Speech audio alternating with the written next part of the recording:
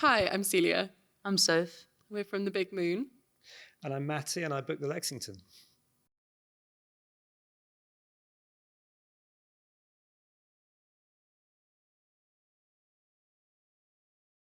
One of our very first London gigs was here at the Lexington, sporting Sunflower Bean. Yeah. Got so many good memories of playing here. So many good memories of playing here. That was the special one. And Julia Cummings borrowed my lead for her bass, and she never gave it back. Here, right here in this very venue. If you're watching... So if you're watching, you owe me a Jack lead. I haven't forgotten. So we were having a bit of an argument about when your first show here was. So that's the answer, supporting Sunflower Bean in 2014 or? Yeah, or 2015. But we were still called the Moon then, I think. That would be why I couldn't find it. Yeah. Oh, right, yeah. And I think, it was also kind of like a warm-up show. It was still in the phase where we were, like not inviting people to every show, just trying to get... See if we could play on stage See if we could play on stage. And how does a gig somewhere like this kind of work into that? Learning how to play, learning how the audience reacts to things. Yeah, there is absolutely no other way of practicing it other than doing it. Yeah. Like you can be as rehearsed as possible. As soon as you're on stage, it's completely different. Yeah, you need to be able to get up on a stage before another band and completely fuck up and play to people who don't care about you and try and win them over. Whose faces are right there. Yeah. That's what also I think is so great about this venue. Yeah. It's so intimate, but also the sound's always amazing. Yeah, the sound is always amazing. Well. So it feels like, it's just a really good one. Yeah. But yeah, I mean, if you couldn't do that, then you just wouldn't. There's no other way of making that leap, and other than and carrying all your gear up those stairs and back down those stairs. Yeah. It's very hard and spilling to find. A drink, occasionally spilling those a beer all stairs over a paddleboard. Yeah. It's very hard to find a small venue where everything's kind of set up nicely, isn't it? Where it's got a good sound, it's got good sight lines, it's got an easy load in, you can park the van outside. You can never have just never all of the boxes are ticked at once, are they? The loading's the only thing here, though. Yes. And, it's not that many stairs. I mean, it's quite steep. Have you had to do a show here with a disco loadout through the crowd? Or? Yeah. Oh, I've done many. Yeah. I was sort of trying to get my amp through there, being like, so sorry. Oh, you've got to just shout at people. Yeah. Get out of the way. Get out of the way. Yeah. Or if it's really busy, just make really loud train noises. Really? And then people look at you and go, what? Like what? Choo-choo! Just over the DJ, and people will just turn around and look at you, and they'll see you've got a giant amp or something, and you're kind of struggling, and they'll get out of the way. If you're trying to be polite, you're on a losing battle. Okay, well, I've learned that too late in life. But those those loadouts after a show are also really good lessons, because if you've played like an amazing show and it's like we're from London, so this is our hometown shows, and like friends will come down, and you're just feeling really amazing, and you've got all that adrenaline, and you've had loads of beers, and then you're like, you have to sort out your gear, and it just like brings you right back down to people being like, I don't care about what, you're ruining my night now. You're in the way. You're in the way. I feel that's and just sitting on the side of the road. Well, Yeah. Oh, which I also love, but it is also one of those. That is the worst loadout. As someone who's booked for an independent venue for so long, are there any big things you've learned in this time? Well, I mean, apart from how to get through a busy crowd, to get to the the train stage, thing is a great thing. Make train noises. That works. Is there anything you would never do ever again? Things that I wouldn't do ever. I don't think so. Really? I think it's all been. I mean, the things that I would never do ever again have mostly been looking at a big case and going, "Yes, I'll help carry that." Okay. Yeah. The loading is never very nice, and if you go to pick it up and you're kind of like, "What? Why have you put lead and concrete in this?" Yeah. Apart from that, it's all been nice. Almost everyone. We've actually all destroyed our backs. Slip discs flying around the place. It's funny. This is our main chat is about the loading. It's a huge part. There was a day when I picked People up don't think about it enough. What was it? Ampeg bass amp. Oh, it was light. Yeah. There was a light one. Valveless. Yeah, my bass head is is light, and I part of the reason I got it also because it sounds great, but was because then I could carry the bass head in the flight case, and everyone would be like, "Wow, she's so strong." It is actually really light. Just flexing. Now the secret's out. Yeah. It's nothing to do with music. It's just keep things light. Yeah. Yeah. Don't bring in an 8x10s. No. Just don't do. Why would you do Why that? would you do it? Oh. It's unnecessary. Has anything changed? Especially in this room. Yeah. You melt your face off. All right. All right. Yeah, I mean, so for two amps, Nathan. Yeah. I think just explaining things to people early, just like make sure the sound engineer says, please turn your amps down, because otherwise that guy there is going to go completely deaf, and that guy over there is not going to be able to hear the guitar. Yeah. Just things like that. Yeah, I mean, I didn't know that properly. stuff. Which is also why you have but to. they learned it the hard way. Yeah, they learned it the hard way. But that is also the kind of stuff that you need to be practicing by doing gigs like this. Is like. Yeah, and if you're new to playing, you just, and I take it for granted sometimes now because we've been playing for so long. But like, I had no just idea don't know how that stuff. No, I didn't know what a good bass sound was, Mm. and how to get that out of an amp, or what, Yeah. and what works in the balance between what feels good for me versus what is going to sound good to a crowd. You got to work with the sound engineer. And it's quite interesting seeing that dynamic sometimes, where it becomes quite adversarial between the band and the sound engineer. Yeah, because each is maybe hasn't quite worked out what outcome the other one's trying to get. And I hope that our sound engineers have always been very nice and yes, they have. and been able to explain themselves or not have an argument about it. No, it's a small room. If you do this, it will sound great. If you don't, it will sound less great. If you want them to hear the vocals, then turn your amp around. Joe Hawley, who was our sound engineer, and tour manager before, he used to work here. Yes, he did. Yeah. He still comes by every so often to dust things off and set things up. Okay, Joe Hawley. I remember playing with another band and being like, "Oh my god, it's Joe!" It's so great. Another thing I find funny about this venue is that you can see yourself in the mirror. I never thought about that. You can, can't if you? you're on that side of the stage, and I've never noticed that. Well, you're. Oh wait. No, I'm not. Oh yeah. Weird. Yeah. Anyway, it's fine. I mean, you don't notice it. Figuring out who the main one is. So I love playing here for that reason. Wow, she's got that real distant gaze. Yeah. What is she thinking? Like, I look great. No, I actually find it off-putting. Oh, okay, sure. Who's because I'm staring at me from the back? What a weirdo. Yeah.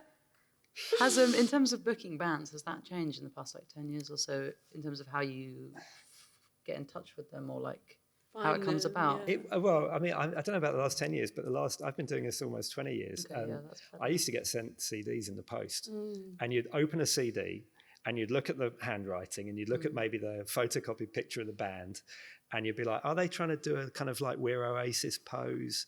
Might not book them. And then you'd put the CD on, and it would inevitably be, there's a chance it was good. And sometimes it'd be great. Yeah. And then you're kind of like, well, is anyone going to come to this? Do I put them first on? Do I put them? Yeah. You have to try and kind of work that out. Yeah. And I mean, I can't remember how we did it really, but yeah, that's so true. You can't tell like how big a yeah.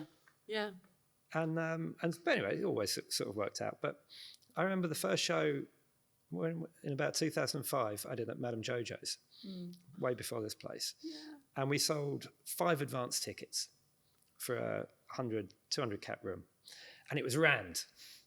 Imagine doing that now. 5 advance tickets. That means maybe 4 people are turning up. Yeah. So it was quite. Well, you'd have to phone people to find out how many tickets you'd sold. Yeah. I used to turn up to gigs and pay on the door all the time, and now it's like. Yeah, now you get I about just 7 assume you people can't. You don't do that on the door. Yeah, because you wouldn't. Yeah, be able to. Are there any bands that you remember getting a CD of and being like blown away, and then them? Actually, the one that really stands out is the Long Blondes, because they sent a cover letter that was just like, it was all the bands they hated, and it was like, oh God, I don't like these bands either. I'm going to put this on. And it was really good. That's so funny. And they were the ones that sold 5 tickets for Madame Jojo's. Really? And it was like, oh, this is full. What? Yeah. Oh, that's cool. Crazy show. Was the Lexington in threat of closing down in the pandemic? I mean, everything was. Yeah. it's the weird thing. Small music venues don't tend to be particularly secure. The first one I worked at got shut with 2 weeks' notice. The second one I worked at got shut with a week's notice. The third one I worked at got shut and we hadn't been told until a few days afterwards. Yeah. And then they lied to us about it. And anyway, Yeah. that was fun.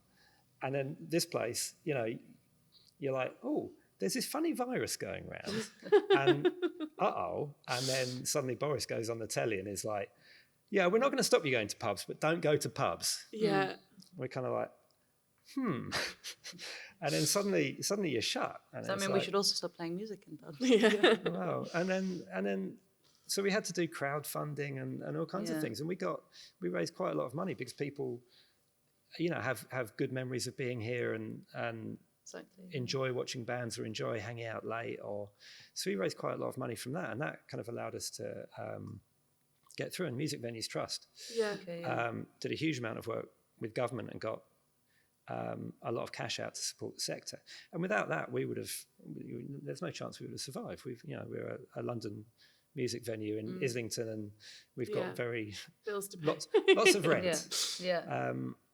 So we would have gone under without the kind of support of the community that we're fortunate to have. Yeah. And then the great thing about this place is you play your gig and then you go downstairs, you maybe done the loadout and you think, I'll just get another, and then you wake up the following morning regretting your choices. It's open later than most, I think, right? It's open till It's open till midweek and 4 on the weekend. Yeah. So Until you leave. Until you leave, yeah. yeah, We've lost hours in this place. Yeah. I think part of the community is the fact that you can hang around afterwards and make And dubious people choices. who've we've also had it where we played shows.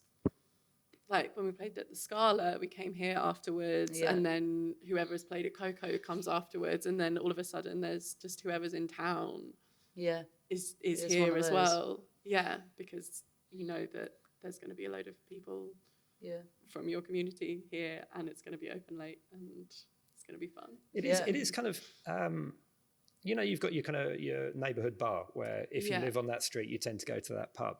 We're I suppose we're a kind of neighbourhood bar for an idea or a kind of wider community. Yeah. So the locals don't necessarily come here; they go to the Dog and Duck down the road.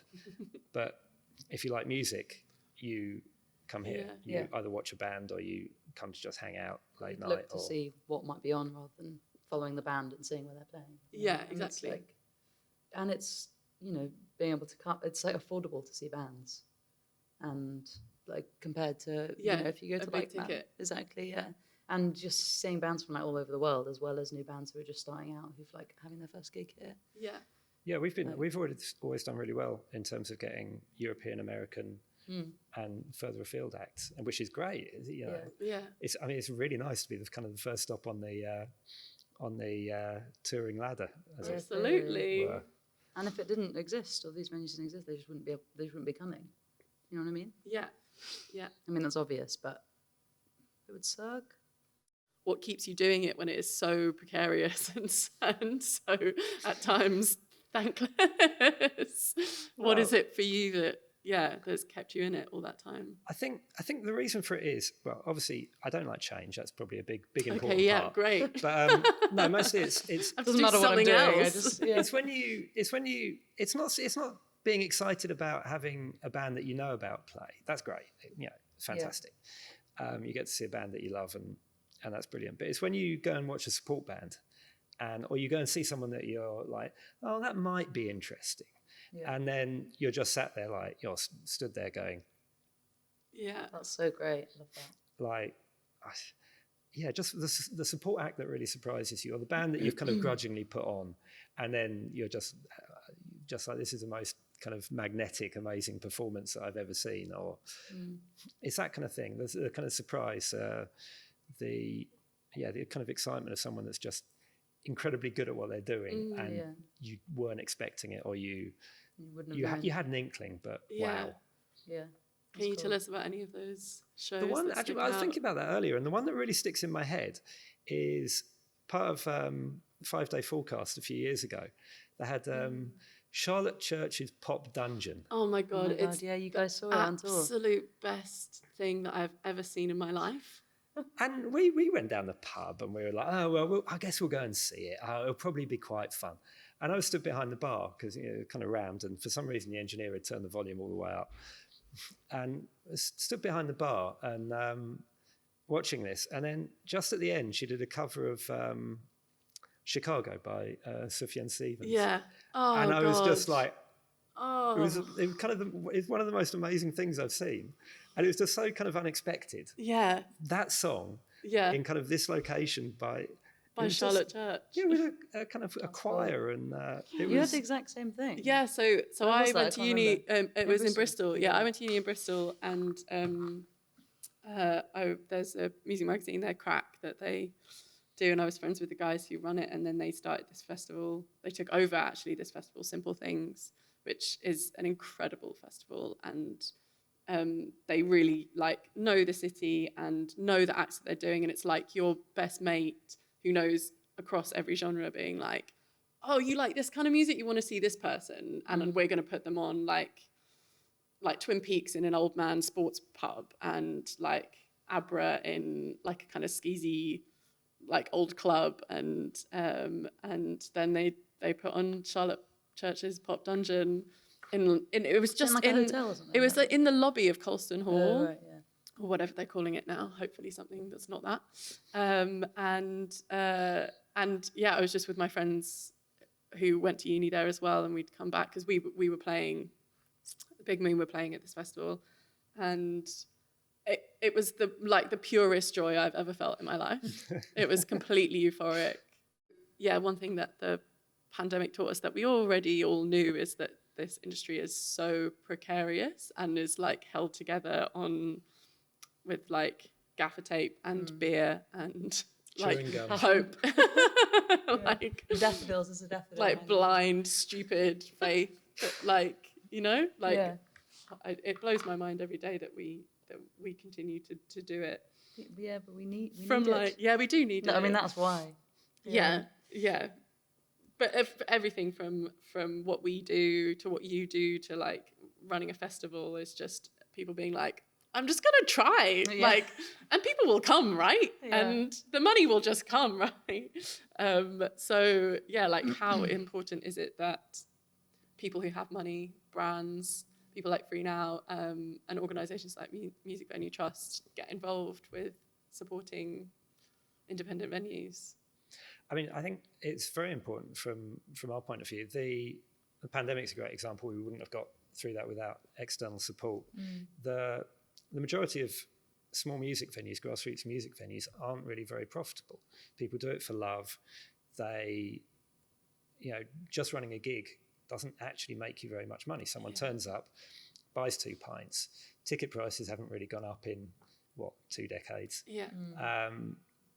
So there's not very much money floating about.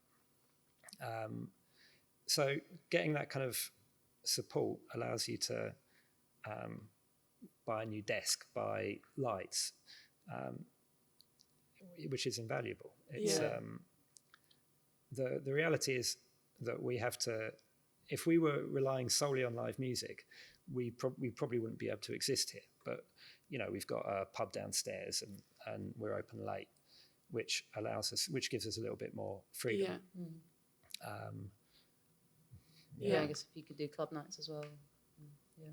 But it's just so important to be able to keep ticket prices what they are, so that people can come, lots of different kinds of people can come into these rooms and do what we've done, which is be like, maybe I could do that, and have space for sound engineers to start out, and people like you to start out and book things, and get into it's like an access point for every part of the industry.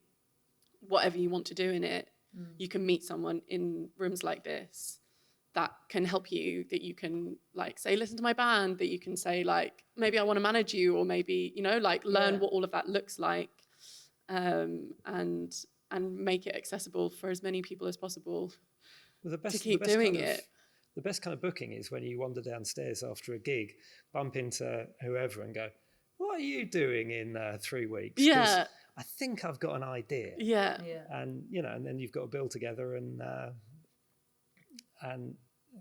that then becomes another night out where someone else says, why don't you play at this show? Yeah. Or maybe someone says, why don't you play with me? Yeah. And it's that's also kind of the way bands form and exciting new things happen. Yeah, and then And you it's get also- those opportunities to play that you wouldn't otherwise. Like I have friends who've made collectives who put on nights of your friends, but then you find other bands through that. And, those have been some of my favourite shows to go to.